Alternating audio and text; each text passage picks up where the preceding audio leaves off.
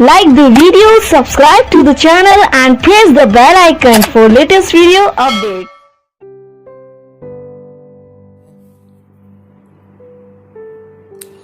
Hello student, तो आज हम स्टार्ट करने वाले हैं चैप्टर नंबर 2 का पार्ट 2। और कल हम पढ़ चुके थे इसमें। चैप्टर नंबर 2 आपका चला हुआ है गाउस का नियम एवं इसके अनुप्रयोग। ठीक है। टॉपिक नंबर 1 घन कोण वैद्युत फ्लक्स सतत आवेश वितरण। ये टॉपिक 3 टॉपिक हम कल कर चुके हैं। तो आज जो स्टार्ट होगा टॉपिक नंबर 4 गाउस की प्रमेय तथा इससे संबंधित तथ्य, यानी कि गाउस की प्रमेय होती है इसमें और इससे संबंधित तथ्य। और टॉपिक नंबर 5 कूलॉम के नियम से गाउस प्रमेय की उत्पत्ति। ये 2 टॉपिक आज हम क्लियर करेंगे। तो चलिए स्टार्ट करते हैं। टॉपिक नंबर 4 गाउस की प्रमेय। देखो, गाउस की प्रमेय ये एक वैज्ञानिक का नाम है गाउस। उसने एक प्रमेय दी थी। इस प्रमेय अनुसार किसी बंद पृष्ठ से होकर गुजरने वाला कुल वैद्युत फ्लक्स, इसमें कहा गया है किसी कोई भी बंद पृष्ठ है, अगर उससे को होकर गुजरने वाला कुल वैद्युत फ्लक्स उस पृष्ठ से परिबद्ध कुल आवेश का 1/ε0 गुना होता है। अर्थात 1/ε0 एप्सिलॉन नॉट यहाँ पर, यानी कि ε0 जो होता है वो निर्वात की वैद्युतशीलता होती है। अगर हम उस आवेश को निर्वात की वैद्युतशीलता से भाग कर देते हैं तो हमें क्या मिल जाता है? वैद्युत फ्लक्स मिल जाता है। इस तरह से भी इसकी डेफिनेशन बनाई जा सकती है। तो इस गाउस की प्रमेय में क्या कहा था गाउस ने कि इस प्रमेय अनुसार किसी बंद पृष्ठ से होकर गुजरने वाला वैद्युत फ्लक्स जो होता है वो उस पृष्ठ से परिबद्ध कुल आवेश का 1/ε0 गुना होता है। यानी कि फाई ई की वैल्यू जो होती है वो Q मल्टीप्लाई 1/ε0 होती है। और इसकी वैल्यू आ जाती है फाई ई वैद्युत फ्लक्स की वैल्यू Q/ε0 वेबर। गाउस के मतलब वैद्युत फ्लक्स का मात्रक वेबर होता है। तो इसने बताया कि वैद्युत फ्लक्स का मान जो है वो आवेश बटे ε0 से निकाला जा सकता है अगर जो पृष्ठ है वो बंद है चारों तरफ से और उसके अंदर जो जितना भी आवेश होगा, ठीक है, उस आवेश को अगर हम ε0 से डिवाइड कर दे तो उसका वैद्युत फ्लक्स निकाला जा सकता है। ठीक है। चलो, ये टॉपिक नंबर 4। अभी इसमें हमने टॉपिक नंबर 4 में जो ऊपर देखा उसमें लिखा हो गाउस की प्रमेय और इससे संबंधित तथ्य हम इसमें पढ़ने वाले हैं। तो इससे संबंधित तथ्य क्या है ये देख लेते हैं। इंपॉर्टेंट पॉइंट्स जो है वो नंबर 1, किसी बंद पृष्ठ से निर्गत वैद्युत फ्लक्स का मान बंद पृष्ठ के आकार अथवा आकृति पर निर्भर नहीं करता, केवल बंद पृष्ठ के अंदर उपस्थित आवेश पर निर्भर करता है। इसमें कहा गया है किसी बंद पृष्ठ से निर्गत वैद्युत फ्लक्स का जो मान होता है वो किसी पृष्ठ के आकार अथवा आकृति पर निर्भर नहीं करता, केवल बंद पृष्ठ के अंदर उपस्थित आवेश पर निर्भर करता है। अर्थात या तो वो वृत्त है या वो घन है या फिर वो सिलेंडर है, मतलब एक बेलन है। ठीक है। अगर उसके अंदर आवेश जो है वो क्यों आवेश है इन चारों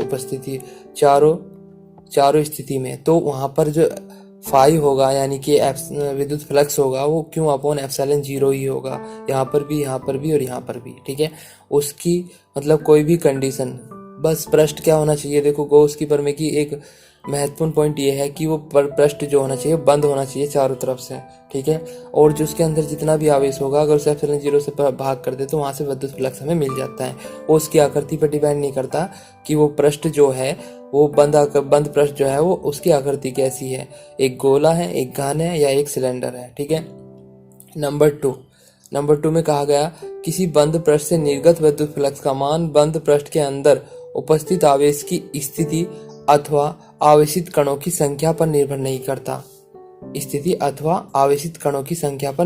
करता। इसका मतलब क्या है कि बंद पृष्ठ से निर्गत जो विद्युत फ्लक्स यानी कि जो विद्युत फ्लक्स निकलेगा उसका मान बंद पृष्ठ के अंदर, अगर बंद पृष्ठ के अंदर उपस्थित आवेश की स्थिति, आवेश कहाँ पर स्थित है, अथवा आवेशित कणों की संख्या या वे कितने कण हैं उन पर निर्भर नहीं करता। जैसे कि आप यहाँ पे देख रहे हो, यहाँ पे सेंटर पॉइंट पे एक सर्किल पे लिया गया है आवेश, तो यहाँ पर भी क्यों है एक संख्या उसकी, तो आवेश के मतलब विद्युत फ्लक्स कितना होगा Q/ε0 होगा। उसके बाद ये आवेश सेंटर पॉइंट से हटाकर ऊपर कर दिया गया तो यहाँ भी विद्युत फ्लक्स Q/ε0 होगा। ठीक है। अब इस आवेश को 2 अलग अलग कणों पे बांट दिया गया, यानी कि 2 कण हैं, एक पर आवेश Q/2 है, दूसरे पर भी Q/2 है। ठीक है। लेकिन यहाँ पर टोटल आवेश जो अंदर का वो क्यों है, तो यहाँ पर जो विद्युत फ्लक्स होगा वो Q/ε0 होगा। अब इसी आवेश को 3 कणों पे बांट दिया गया। ठीक है। Q/2, Q/4, Q/4। लेकिन यहाँ पर भी विद्युत फ्लक्स जो होगा वो Q बाई एप्सिलॉन नॉट होगा, क्योंकि इनका कुल आवेश यहाँ पर Q ही है। तो इसमें यही बोला गया था कि इसी बंद पृष्ठ से निर्गत विद्युत फ्लक्स का मान बंद पृष्ठ के अंदर उपस्थित आवेश की स्थिति अथवा अवशोषित कणों की संख्या पर निर्भर नहीं करता। राइट, ये समझ गए होंगे आप। अब नंबर 3 में क्या कहा गया है, यदि बंद पृष्ठ समरूप विद्युत क्षेत्र में उपस्थित हो तब बंद पृष्ठ से निर्गत विद्युत फ्लक्स का मान 0 प्राप्त होगा। इसमें कहा गया है यदि बंद पृष्ठ समरूप विद्युत क्षेत्र में उपस्थित है, यानी कि उस बंद पृष्ठ को हम क्या करें, ऊपर से, उसमें अंदर आवेश है, ऊपर से क्या करें, एक विद्युत क्षेत्र और उत्पन्न कर दे उसके ऊपर, और उन दोनों का जो है मतलब उन पर दोनों पर आवेश जो है, दोनों की विद्युत क्षेत्र की तीव्रता जो समान रखी जाए, तब बंद पृष्ठ से जो निर्गत विद्युत फ्लक्स होगा, यानी कि जो हमें मान प्राप्त होगा वो 0 प्राप्त होगा।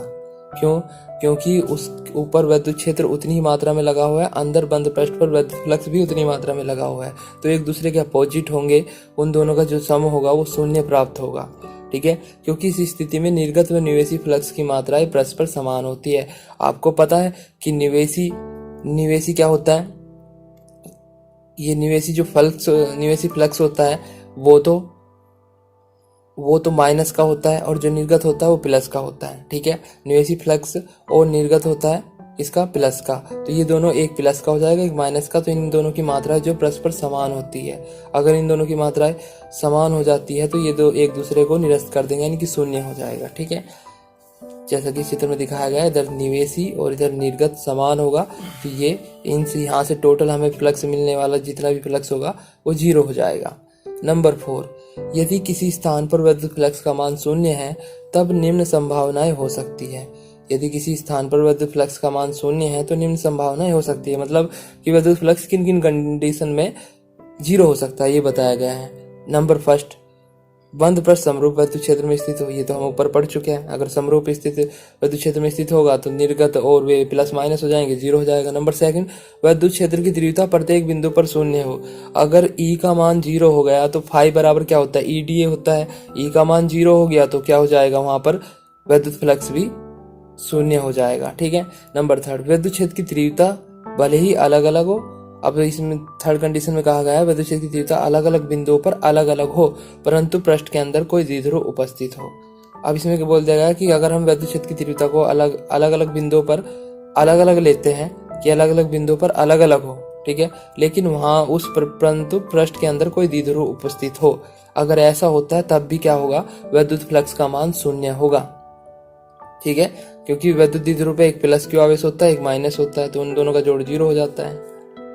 नंबर 5 क्या है, यदि किसी घन के केंद्र पर क्यों आवेश उपस्थित है, यदि किसी घन के केंद्र पर क्यों आवेश उपस्थित है तब घन की 6 फलकों से निर्गत विद्युत फ्लक्स का मान Q/ε0 होता है।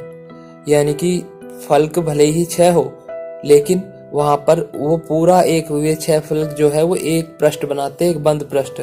जब एक बंद पृष्ठ बनता है तो उससे होकर गुजरने वाला गॉस की प्रमेय के अकॉर्डिंग विद्युत फ्लक्स क्या होता है, Q/ε0 होता है। ठीक है, यही इसमें कहा गया है। तथा घन के एक फलक से निर्गत विद्युत फ्लक्स का मान, अगर एक फलक से निकाल लेंगे हम निर्गत विद्युत फ्लक्स का मान Q/6ε0 होगा। Q/6ε0 यहाँ पर कितना होगा, Q/6ε0। तो इसमें 6 फलकों पर निर्गत फ्लक्स का मान Q/ε0 होगा, परंतु आवेश की स्थिति सममित नहीं होने के कारण एक फलक से निर्गत विद्युत फ्लक्स की गणना करना देखो दोबारा पढ़ते हैं। हमने क्या कहा, यदि किसी घन के केंद्र पर क्यों आवेश उपस्थित है तब घन की 6 फलकों से निर्गत विद्युत फ्लक्स गॉस की प्रमेय के अकॉर्डिंग Q/ε0 होगा, तथा घन की एक फलक से निर्गत विद्युत फ्लक्स का मान Q/6ε0। क्योंकि 6 से कितना हो रहा है, Q/6ε0, तो 1 से कितना होगा, 6 से डिवाइड हो जाएगा, Q/6ε0। ठीक है, लेकिन अब दूसरी कंडीशन, यदि आवेश घन के केंद्र पर उपस्थित नहीं हो, घन के केंद्र पर ना हो, दाएं बाएं ऊपर नीचे हो, तो 6 फलकों से निर्गत विद्युत फ्लक्स तो Q/ε0 ही रहेगा। परंतु क्योंकि देखो ऊपर कहा गया था कि पृष्ठ बंद होना चाहिए, आवेश की स्थिति ऊपर नीचे दाएं बाएं किधर भी हो सकती है, लेकिन उसके अंदर होनी चाहिए, तो वहां पे तो उतना ही फ्लक्स होगा, विद्युत फ्लक्स, यानी कि Q/ε0। परंतु आवेश की स्थिति सम्मित नहीं होने के कारण आवेश की एक फलक से निर्गत विद्युत फ्लक्स की गणना करना संभव नहीं है। लेकिन अगर हम क्या करें, एक फ्लक्स से निकाल लें तो उसकी स्थिति सम्मित न होने के कारण, मतलब एक जैसी न होने के कारण हम क्या वहाँ से विद्युत फ्लक्स की गणना नहीं कर सकते। ठीक है, अगर केंद्र पे है तभी हम कर सकते हैं इसके इस नियम के अकॉर्डिंग। तो ये होता है आपका टॉपिक नंबर 4 कंप्लीट। अब इसके बाद है टॉपिक नंबर 5, कूलाम के नियम से गॉस की प्रमेय की उत्पत्ति। मोस्ट इंपोर्टेंट टॉपिक है ये, कूलाम के नियम से गॉस प्रमेय की उत्पत्ति। ठीक है, ये टॉपिक नंबर 5 जो है कूलाम के नियम से गॉस की प्रमेय की उत्पत्ति, मोस्ट इंपोर्टेंट डेरिवेशन है, करने के लिए आती है। तो सबसे पहले देखो हम क्लियर तरीके से जो थ्योरी लिखी हुई है उससे पढ़ लेते हैं। माना कोई प्लस क्यू आवेश किसी बिंदु O पर स्थित है, इस आवेश से r दूरी पर एक बिंदु P लेते हैं। अब इस P से होकर जाने वाली r त्रिज्या के गॉसीय गोलन की रचना करते हैं और बिंदु P के चारों ओर एक लघु आवेश क्षेत्रफल dA लेते हैं। तब dA से होकर गुजरने वाला विद्युत फ्लक्स। यहाँ पर क्या कहा गया मैं आपको मैनुअली समझा देता हूँ। देखो ये जो आपका सर्किल है, ये जो सर्किल है, ठीक है, ये सर्किल हम क्या कर रहे हैं, इस सर्किल से पहले एक प्लस क्यू आवेश लिया बिंदु O पर, उससे r दूरी पर एक बिंदु P लिया। ठीक है, r दूरी पर एक बिंदु P लेते हैं, जिससे मतलब अब इस P से होकर जाने वाला r त्रिज्या का एक गोला कह देते हैं, क्योंकि हमें बंद पृष्ठ की जरूरत होती है अगर हम गॉस की प्रमेय को सिद्ध करना चाहते हैं तो। ठीक है, फिर इस P बिंदु के चारों ओर लघु अवयव क्षेत्रफल dA ले लेते हैं, जो कि इस गोले का पार्ट है, एक लघु अवयव क्षेत्रफल dA ले लेते हैं। ठीक है, फिर उसके बाद हम क्या करेंगे, अगर कूलाम के नियम से गॉस की प्रमेय की उत्पत्ति करनी है तो इस dA से होकर जाने वाला विद्युत फ्लक्स निकाल लेंगे इस क्यू के कारण। विद्युत फ्लक्स आप जानते होंगे, विद्युत बल रेखाओं की संख्या की माप होती है। ठीक है, कि कितनी इससे बल रेखाएं निकलेगी। हाँ, तो सबसे पहले गुजरने वाला विद्युत फ्लक्स वो कितना होगा, EDA cos थीटा, हम इसका सूत्र जानते हैं। ठीक है, d∅ बराबर EDA cos थीटा होता है। अब कूलाम के नियम से हम पढ़ चुके हैं कि E बराबर कितना होता है। कूलाम के नियम के अकॉर्डिंग जो E का मान है वो आपका 1/4πε0 Q/r² होता है। E बराबर 1/4πε0 Q/r², ये होता है। ठीक है, अब देखो यहाँ पर d∅ बराबर EDA cos थीटा था, तो हम यहाँ पे E का मान रखेंगे कितना, 1/4πε0 Q/r², dA cos theta same to same. उसके बाद dA cos थीटा रख दिया। अभी क्या किया, इस Q को तो आगे ले लिया। ठीक है, और इसे dA cos θ/r² को एक स्थान पर ले लिया। उसके बाद dA cos θ/r², अगर आपने पहला टॉपिक पढ़ा होगा, देखो हाँ मैं आपको क्लियर बता देता हूँ कि अगर आप सबसे पहले कोई भी सब्जेक्ट पढ़ रहे हैं या कुछ भी कोई भी बुक स्टार्ट कर रहे हैं, चैप्टर स्टार्ट कर रहे हो, तो उसे स्टार्टिंग से स्टार्ट करना चाहिए। अगर आपको ये सब कुछ प्रोसेस समझने के लिए आपको शुरू से स्टार्ट करना होगा, जो पहले चैप्टर की पहले पार्ट की पहली वीडियो है वहाँ से स्टार्ट करना होगा। ठीक है, तो अगर आपने भी पिछली वीडियो नहीं देखी, पहले भी वीडियो देखो, क्योंकि सब कुछ उनसे जुड़ा हुआ आगे चलता रहेगा। ठीक है, ये वीडियो जरूर देख लेना, उसके बाद ही इस वीडियो को देखना। तो d∅ बराबर, हाँ मैं ये बता रहा था कि dA cos θ/r², इसकी वैल्यू हम इस चैप्टर के टॉपिक नंबर 1 यानी कि इससे पिछली क्लास में पढ़ चुके हैं। dA cos θ/r² बराबर d ओमेगा के होता है। ठीक है, वहाँ पे समीकरण नंबर 2 में बताया हुआ था। तो dA cos θ/d ओमेगा, इसके स्थान पर हमने क्या रख दिया, d ओमेगा रख दिया। अब दोनों तरफ का समाकलन करने पर, दोनों तरफ का समाकलन किया, इधर d∅ हो गया, इधर d ओमेगा हो गया। आप जानते हो कि जो dx का समाकलन मतलब इस तरीके से, अगर हम क्या करें यहाँ पे dx लिख दे तो इसका मान कितना होता है, इसका मान x होता है। अगर यहाँ हम केवल x के सापेक्ष यहाँ कुछ नहीं है और उसका मतलब यानी कि 1 का समाकलन कर रहे हैं, तो उसका मान x होगा। जिसके भी सापेक्ष करेंगे वही उसका मान होगा। ठीक, तो यहाँ पर d∅ के सापेक्ष कर रहे हैं तो ∅e होगा, ओमेगा के सापेक्ष कर रहे हैं तो ओमेगा होगा। इसके बाद तो ∅e बराबर Q/4ε0 ओमेगा आ गया है। अब देखो ओमेगा बराबर होता है 4π के, ओमेगा बराबर होता है 4π के, ये भी हम टॉपिक नंबर 1 में पढ़ चुके हैं। अगर गोला है, मतलब एक गोला है, ओमेगा क्या है, यहाँ पर घन कोण है, एक गोले के द्वारा उसके केंद्र पर अंतरित कोण जो होता है वो 4π के इक्वल होता है। ठीक है, तो यहाँ पर ओमेगा के स्थान पे 4π रख दिया, 4π से 4π कैंसिल आउट हो गया। फाई बराबर कितना आ गया, Q/4ε0, सॉरी इसका मान आ गया है क्यू अपॉन एप्सिलॉन नॉट। और यही क्या उपरोक्त समीकरण ही गाउस की प्रमेय कहलाती है। हमने यही पढ़ी थी, फाई बराबर क्यू अपॉन एप्सिलॉन नॉट। ठीक, अब देखो एक बार फिर रिवाइज करता हूँ।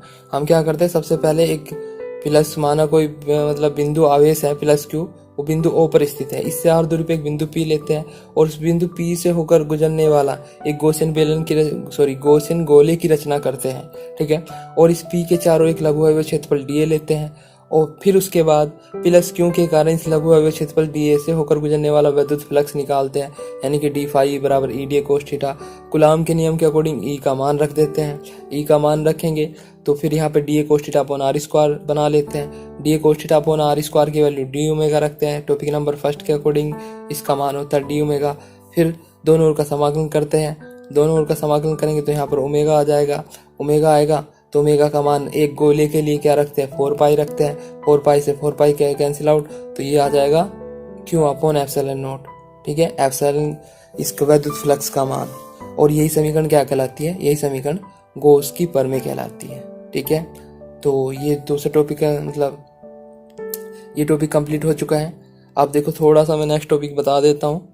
नेक्स्ट टॉपिक क्या है आपका, टॉपिक नंबर 6 गाउस प्रमेय के उपयोग। अब हम जो पढ़ेंगे, अभी तक हमने ये गाउस प्रमेय पढ़ी, गाउस प्रमेय के उपयोग पढ़ेंगे।